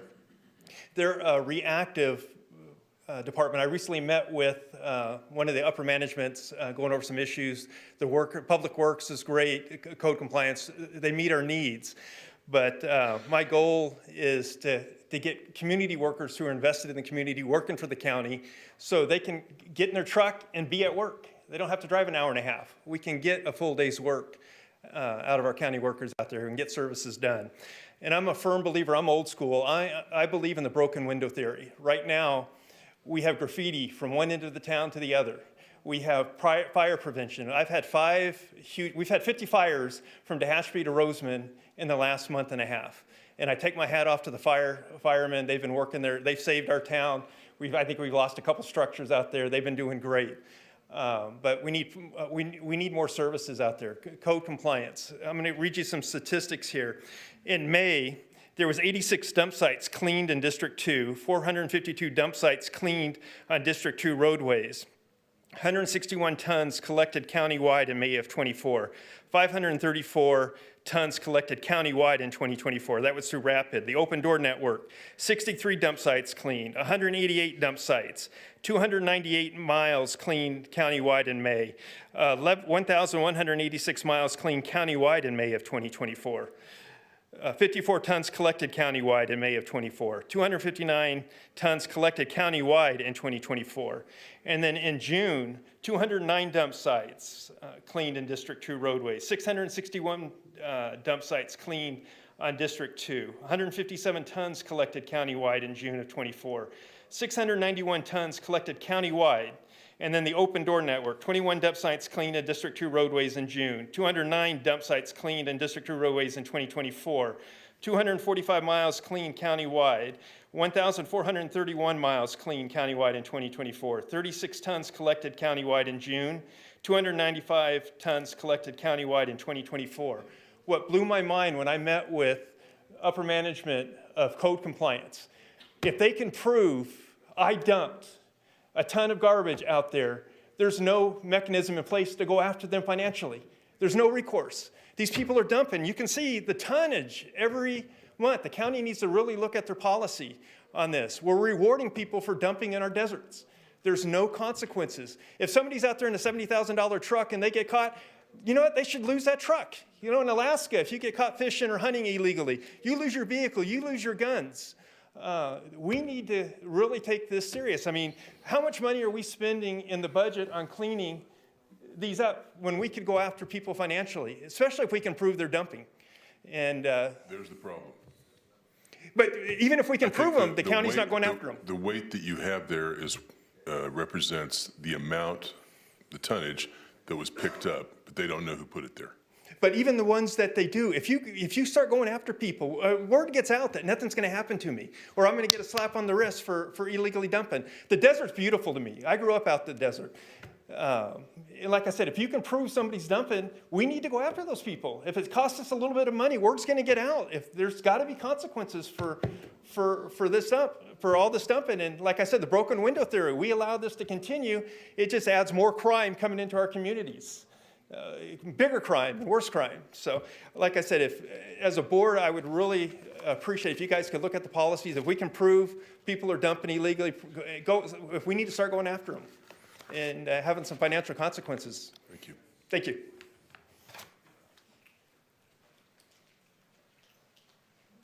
Ms. Martinez, do we have, I'm assuming this is the case because I think I remember talking about it, but we have ordinances in place. If people are caught dumping trash, they are cited, correct? They can be cited. I would defer to County Council. I believe we do. I believe we do. That's what I was trying to say with a very quick comment, but I will look quickly while the comments continue. thank you. Go ahead. I'm sorry. Hello, my name is Fabiola Benitez. I work for Kern Behavioral Health and Recovery Services. I've been with the county for going on a year next month. And I have worked for the state before, and the pay compared to the work that is done here is a joke. I feel like I'm only getting $20, and now with the 2%, I hope you guys didn't go broke. I'm still barely making ends meet. I'm, by the grace of God, lucky to, in a 1 month, be able to pay all my bills on time as they're supposed to. I'm lucky enough to maybe sometimes go negative, like not even $100. And that's very sad. The email that Elsa Martinez, your name sounds very Hispanic, and most of your people here are also of other races. Your email was kind of an insult because you're thanking us in your email saying we do such a good job for the county, and yet you only want to offer 3% and then 0%. Like my coworker Socorro said, the inflation keeps going up. In the following year, when we get a 0% increase and the inflation goes up, now we're negative that much more in the hole. You said in your presentation that more money when allocated to the homeless community. How many county employees are gonna go homeless if we get nothing? 7% is nothing. State gets more than that, at least 5 every year, and you guys can't even offer 7 for 3 years. You said you can take vacancy jobs away when some of us are struggling and making overtime just to make ends meet, and you can't even offer what they want, what we want. We're standing here basically pleading for you guys to give us something. That's sad to have to stand here and feel like I'm begging, give me some money so I don't become homeless. The 7% that we're offering, you're gonna end up putting that in the homeless budget because some of us are gonna be there. I went close to being homeless before. It's sad. It's very sad. And to know that you come from a county job. I grew up as a Kern County resident from Delano, California, where my parents said, go to school, get good grades, get a good government job with good benefits, and you're gonna live a good life. I have a government job that pays nothing, pretty much nothing. I can go to McDonald's and get more money than here. Is McDonald's the type of life that schools are talking about to get a good job? No, it's government jobs, federal, county, state. And you guys are like the lowest paying ones of both of them. Keep up, do better. If we walk out of our jobs, county's gonna go down and you're gonna come down with us. We also provide your guys' checks, and you guys are living a very good life. Some of us, I had to move from a very good community, 4-bedroom, 2-bath, because every year my rent goes up 10%. And you guys are trying to offer me 3%? That's still 7% more. I had to move to now close to Oildale.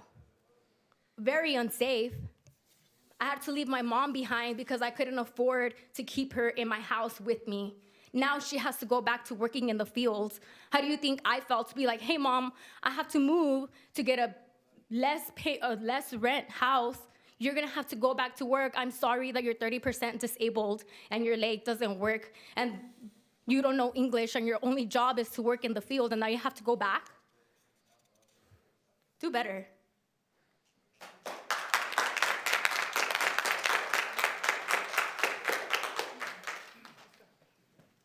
So I'm going to have to say it again, I guess. We're trying not to, I'm asking politely, and I know it's a sensitive subject for you, and it can be emotional, but I'm simply asking that we not applaud every single person that speaks, because it's just going to take longer, because then I'm going to come on and say this each time. I apologize. Thank you. Totally fine. Good evening, Chairman Couch and Board of Supervisors. My name is Fallon Mitchell, spelled F-A-L-L-O-N, Mitchell with 2 L's.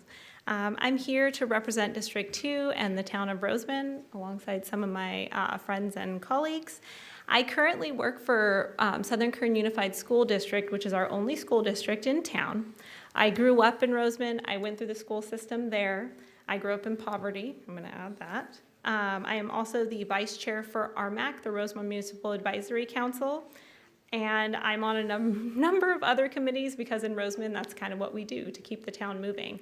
I didn't really prepare anything. I just wanted to come up and ask that you guys consider us in your budget so we can do more for the community, especially the children in our community. Again, being someone that grew up there, we have some of the same programs and offerings and resources that we had when I was growing up, and it's just not enough. Our town is expanding rapidly to the point where the school district is now busting at the seams. We recently had to purchase property. We didn't have enough classroom for our students. They're building houses so fast that you drive by one day and the next day there's a house up. So we're trying to bring in more programs, more things for the community. My current position is grant coordinator with the school district, so I oversee our community schools grant, which some of you might be familiar with. Community schools is making the school the hub of the community. So what we're doing is we're offering resources out of the school district. The problem is we don't have the resources to offer. We don't have healthcare in town. We don't have a substation right now, so we don't have the security and protection, or at least the residents don't feel that way. So if you have a medical emergency, it's very difficult. A lot of our programs, like I said, they're lacking because we don't have the financial support. There are a group of us in town that have gotten together from the school district, RMAC, the chamber, local businesses. We're supporting the programs in town because there's just not enough support from the county. And when I started my position as grant coordinator and I started reaching out, because I also was the one that spearheaded opening our parent and community center, I was calling Kern County for all the resources, thinking, yeah, we're going to get all these great resources. I'm getting flyers, and I'm also a McKinney-Vento liaison for KCSOS. We're getting all these flyers, all these wonderful programs. I call, oh, where are you? Isn't that LA County? No, we're the last town before LA County, but we are Kern County too. And most of your services will not come or offer support in Roseman. They say, oh, come on, drive up to Bakersfield. It's an hour and a half for us each way. Our families, we're over 80% unduplicated. That means that over 80% of our population is not only economically disadvantaged, but there's a lot of English learners. There's a lot of people that do not have transportation, and if they do, it's not reliable enough to drive an hour and a half each way just for resources. So I hear a lot of these county workers, and I, bless them, but we don't even have some of those resources in our town. So I'm out here fighting, like I said, along with a lot of us, but even to come here and advocate for our community, people that are working for the school district and on base, it's our two highest wage program, or places to work out there, we can barely afford to take the time to drive up an hour and a half each way just to advocate for our community. So I'm asking to please consider us in the budget to bring more programs, maybe through Parks and Rec. I mean, you guys oversee our Parks and Rec, and we don't really even have a say in a lot of it, and our community has a voice. So I'm asking, please, I would love if you guys would show up to an RMAC meeting, hear the community speak. We need the extra support, so thank you for your time. Thank you. Thank you for your service on the MAC. That's not easy, Who'll be next?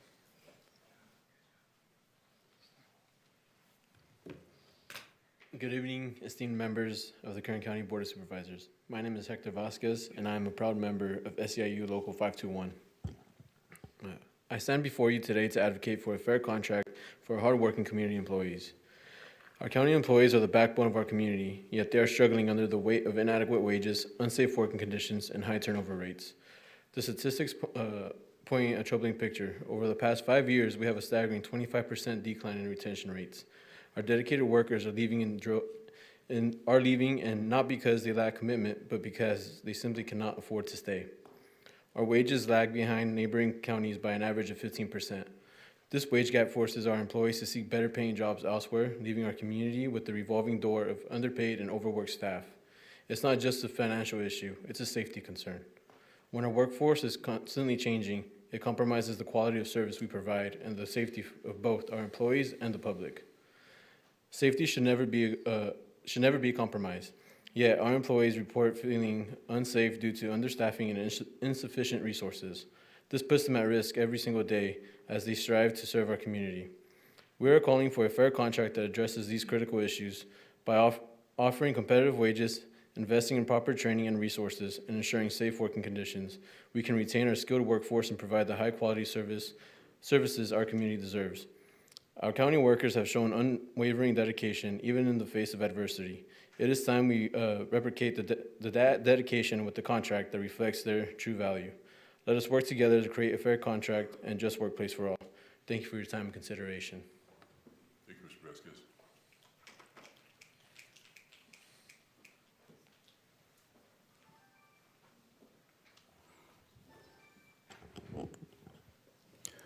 Good evening. Good evening. My name is Marshall Coleman II. I am CEO and Director of nonprofit Boys of Optimistic Manhood, and I work in the Rosemont area. Our program is geared towards the youth growing up in a home without a father or father figure. I'm here requesting funding for youth programs in a rec center. We are in dire need of funding for our youth. Both parents and children in the community speak on there not being enough for them to do or resources. We do not want to lose them. We cannot just let the only involvement with children be school. Supporting our youth with peer circles, workshops, activities, and events is necessary to build relationships with our children. We all have to be involved. They are our future. Stats show how important it is for these programs, especially the youth without a father in the home. They are 3 times more likely to be incarcerated than children in a 2-parent home. Our communities will be safer with our youth active in programs and activities instead of just hanging out on the streets. We have to act now. Our youth are lacking communication and life skills. Our boys and young men don't know how to handle rejection or accept rejection. They get disrespectful when they hear no. That is not safe for our young women that are growing up. Our youth are spending more time away from their parents because of the commute to work. There's a lack of resources. There are youth that are homeless, depressed, dealing with anxiety, and they deal with emotional and or physical abuse at home. Some of them deal with abuse at home as well. Not enough attention from foster parents. Therapists that are not relatable to them because they don't see a face that look like theirs for some of our youth out in the community. Funding youth and rec centers, mentorship programs allow us to actually solve issues instead of just putting a Band-Aid over it. I am looking forward to being hands-on as Rosemont and Kern County continue to evolve. It does not evolve without the attention to our youth. One question I will ask before I leave, I tend to ask is, do you have a fond memory with your father in the home? What is your fondest memory of your father in the home? And for those that did not grow up with a father in the home, what is something that you feel like you missed? Something you could have learned from him growing up? That is the opportunity that I myself want to give our youth in our community. Something to pass down to their youth and their children when they grow up and continue down to the next generation. I'm asking you to please provide us with some funding for our youth programs. I will personally work on that hands-on. Thank you for your time. I appreciate it. Thank you, Mr. Coleman.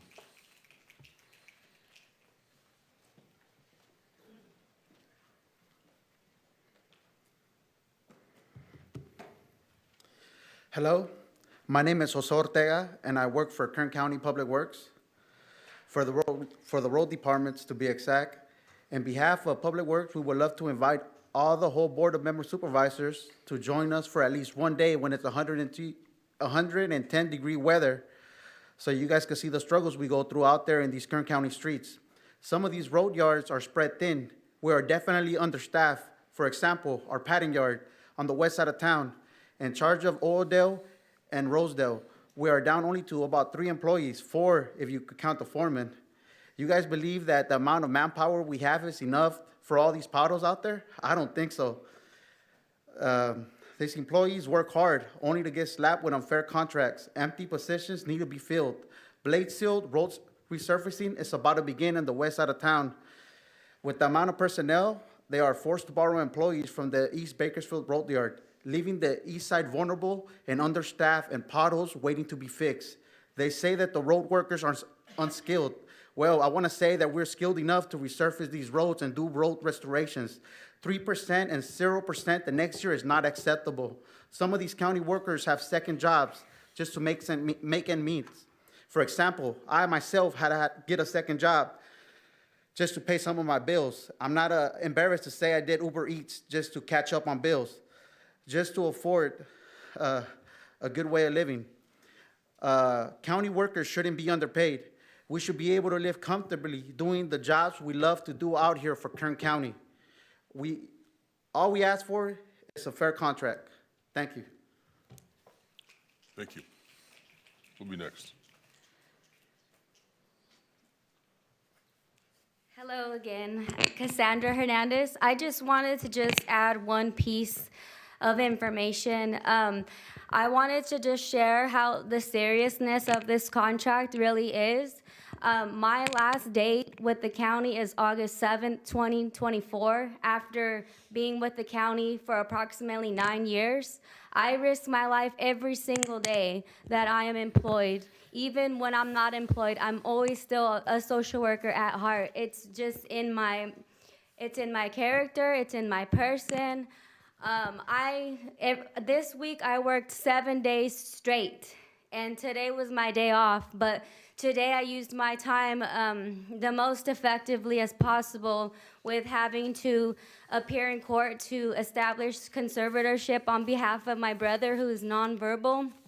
And I put in my resign, and I'm not even worried about if I'm going to be homeless or not. I mainly want to get my message across that this is a serious issue. My main concern is what's going to happen with the people, the children, and the communities that we serve if we don't take action now and disperse the money evenly. We have a lot of money to go around, but if it's not getting dispersed evenly, the needs of the people, what's going to happen to these children that need homes?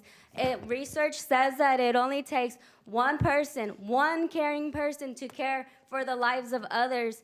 And another thing that's going on with KCDHS is that we have policies that management needs to pay really close attention to, because the last time I checked, I only had to go out once a month to see a child, and I'm being asked to go out to a home to see children 3 to 4 times, and that is only one family when I am assigned to approximately 21 families. And how am I gonna provide services to the other families if I'm being told one thing that's not listed per policy, and I'm being told another thing, and another thing? It's like, okay, you're a county employee, but if you want to promote up to like a social worker 4 or 5, you need a master's, right? Well, guess what? I went and I earned a master's. Respectfully, I earned it while contracting COVID twice. There's no restrictions or limitations. When a county worker gets COVID or bronchitis, it's like, okay, well, you got COVID. Okay, well, you still have all this work to do when you return. You didn't die? Okay, okay, you got to do all this work. And then another thing is like, okay, you have COVID, right? HR says like, okay, provided you are feeling well and you feel better, you can still go to work. Oh, but you're COVID positive, so you're going to be spreading it around to everyone. And we have to, by law, see the kid, physically see them. We cannot go in and see them virtually. We have to appear in person. And as far as I only could speak, I'm only one worker, but I know there's so many needs that need to be addressed, but I'm only one person, and so I constantly work overtime. It's never guaranteed I'm gonna get off right at 5 o'clock. I can get off at midnight. I can get off at 2 in the morning, 3 in the morning. If the county asks me to fly to another state or another country, I'm gonna get my stuff and go.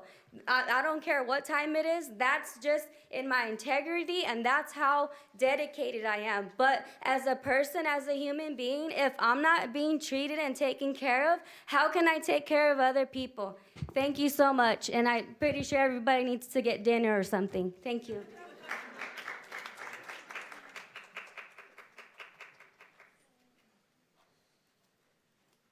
Good evening. Thank you for your time, by the way. Thank you for being here. My name is Joab Martinez, and I am not part of the union. I wish I could be, but I can't afford it, to be honest with you. I understand that you guys have to listen to your advisors regarding the wages and the budget, but you also have to understand that a 2% COLA does not make up the yearly 5% increase on medical benefits. All I ask is that you consider what's best for your workers, as I'm pretty sure you guys know that a mere 3% is not fair. Thank you for your time.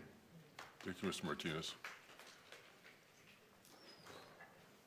Any other? Hello. Good evening. My name is Francisco Avila. I am a county worker. I work with Employers Training Resource, and I just wanted to come up here and echo what everybody has said, and tell you a little bit about my story. I've been working for the county for almost 4 years now. To this moment, I'm still receiving public assistance. I have to go out to the store and purchase my food with food stamps. I have to consider taking another job. I love what I do. I don't want to do anything else, but it is looking like I have to consider different options. Thank you very much. I ask that you work with the union to take care of, the business that it's in hand. Thank you very much for your time. Thank you, Mr. Avila. Any other comments? We're on item 3. Yes, Ms. Raison. Just wanted to report back that in your ordinance code, there's a couple of different places, but I think the main section that has to do with unlawful and unauthorized dumping can be found at section 8.28.080. And I'd like to thank Lisa Schroeder for finding that faster than I was locating it. Okay. So, the recommended action is just to receive and file. There's no action tonight, but we do need to do that. You want to make a motion to that effect? Supervisor Couch, if I may. Yeah. My mic's not working. Do you want to respond to anything you heard? I just want to make a comment. I think I was some comments for our union members regarding this misunderstanding that is floating out there, that I said that I was going to delete positions. I want to be 100% clear just to the union members that remain here that that was not what I said. That was, I actually, in fact, said to the person asking me that question, no, that is not correct. What my comment referred to vacant positions that are being unfunded for many years. I was talking, they asked me to provide some information on the budget, and I mentioned as part of our implementation of our new payroll system, we were gonna have to look at those positions and start reviewing them because the system doesn't allow for that concept that we have here of vacant unfunded position. That comment transformed to the fact that I was deleting positions, not filling positions. So I wanna make clear to the union members that are here that that was absolutely not my comment at all. So Why don't you put out another email, since I doubt if any of them are actually here right now. and again, the email was an attempt to communicate with our employees to make sure all our employees are informed. We just guided them to our website where all the proposals, both union and county, are listed. We are at the bargaining table. We hope to reach an agreement with our group. I mean, we're in negotiations. I know they have the right to be here and address your board, but I hope the bargaining team comes to the table and negotiates with us in good faith, just like we are doing for them. Before you vote on the budget, I think there were some questions regarding La Colonia park. I know it's been a long process, and we have to acquire property. We have to do a lot of things to get this park to that community. But in fact, tomorrow, your board will be listening to a presentation regarding the plans and specifications for that project. The good part that once you get that done, the project moves forward really, really fast. There were a lot of comments regarding roads, sidewalks, septic tanks. The community of Roseman came here. We have a lot of needs in our community. You heard from your employees, they also want, salary increases. And you also heard my presentation regarding our growth. I mean, I've been accused of being too conservative. I don't think I am too conservative, but I have to be fiscally prudent and make sure that any investments we make, we are able to sustain, where it comes from salary increases, or it becomes being able to do sidewalks for our communities, to fix our roads. We've been working with our Public Works Department to see which one of the asks of the community could be done in the near future, either through grants, to some match from the county, some existing road funding. So we are looking at those. I know it takes time, but I want to make sure the community that we are looking at those investments. One of the things that mentioned was the park in Fuller Acres. I want to make sure the community knows that we are investing approximately $2 million of ARPA in that park, plus an additional $300,000 of Measure K to improve the bathroom. So we are making big improvements in that park. We cannot afford everything at once, but we are making significant improvements to that park and across the county we are making improvements. I have not met with the community of Roseman, but I make myself available. I know I'm the interim CAO, and eventually your board will pick a new, but I'm still your budget director. So I look forward to working with that community to see what we can do to, bring programs to that community. We have, the only swimming pool we have in the county is in that community. So we look forward to working with that community, with the partnership of the schools and, the chamber in that community that is growing. So see what we can do in the future. Thank you. Supervisor Perez. Thank you so much, Chair. And I want to thank you. At the end of the night here, I think folks appreciated being able to speak openly and not be so compelled by the clock. I was worried when we first said that it would be unlimited, essentially, but I think that went very well. Some people were short, but some people really had a lot to get off their chests and their heart. So I think that was well done. And to Elsa, who I think has done such an exceptional job as our interim CAO, the comment earlier about your surname or your ethnicity, I found to be so, entertaining, in particular because you would not be in the position that you're in right now by this board if you ever played identity politics or if you were not completely 150% up to the task and doing the job. So I do want to say I appreciate that you don't do identity politics. I've never heard that from you or seen it once. I think it's one of the reasons that you're so admired by this board. But that's all. Thanks, Couch. I think you're right. Any other comments from you, Elsa? Okay. Supervisor Flores made a motion to receive and file. I'll second. Please cast your votes. The motion is approved. 4 ayes, 1 absent. Supervisor Scrivener. Okay. Thanks, guys. That takes us all the way back to item 1 for public presentations. Those of you that would like to speak to any item that's not on the agenda, but it's under our jurisdiction, now's the time. Think long and hard, department heads. Seeing none, item 2 is board member announcements.